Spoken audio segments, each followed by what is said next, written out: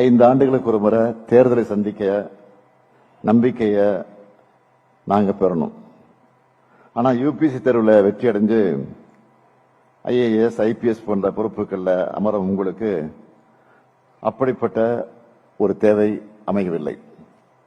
30 ஆண்டுகளுக்கு மேல தொடர்ச்சியா உங்க பணியை செய்யக்கூடிய வாய்ப்பு உங்களுக்கு இருக்கு. இந்த வாய்ப்பு உங்களை மேலும் பொறுப்புடையவர்களாக உயர்த்தணும். அடக்கத்தையும் மனிதநேயத்தையும் வளர்க்கணும்.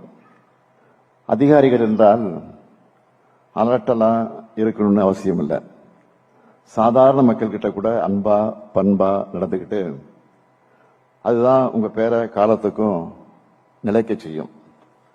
அப்படி அன்பும் அடக்கமும் சமூக நீதியையும் பார்வையும் அடிப்படையாக வச்சு இந்தியாவுடைய ஏற்றத்துக்கு நீங்க ஒவ்வொருத்தரும் உழைப்பீங்க. தமிழ்நாட்டுக்கு ஒரு சிறப்பான பெருமையை தேடி தருவீங்கன்னு நான் நம்புறேன். இனிமேல் உங்களுடைய வாழ்க்கை ரொம்ப பிஸியானதாக மாறிடும்.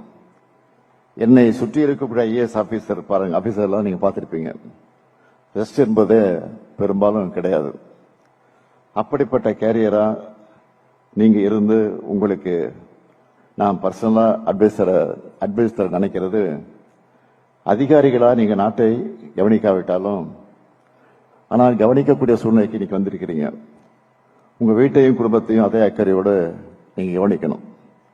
எவ்வளவு பிஸியா இருந்தாலும் உங்க அப்பா அம்மாவுக்கு உங்களுக்கு லைஃப் பார்ட்னரா குழந்தைகள் இருந்தா அவங்களுக்கும் ஒரு 5 நிமிஷம் அட்லீஸ்ட் ஒரு போனாவது பண்ணி சாப்பிட்டீங்களா, மருந்து சாப்பிட்டீங்களா என்பதை அக்கறையோடு நீங்க கேட்கணும்.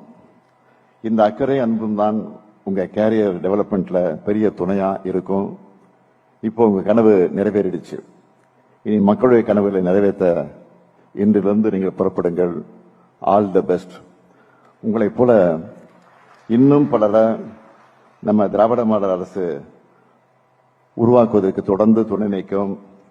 இந்த நேரத்தில் முக்கியமா இந்த வெற்றிக்காக கடுமையாக உழைச்ச திரு சுதாகரன் அவர்களுக்கு என்னுடைய சிறப்பான பாராட்டுகளையும் வாழ்த்துக்களையும் தெரிவித்து என் உரையை நிறைவு செய்கிறேன். நன்றி, வணக்கம்.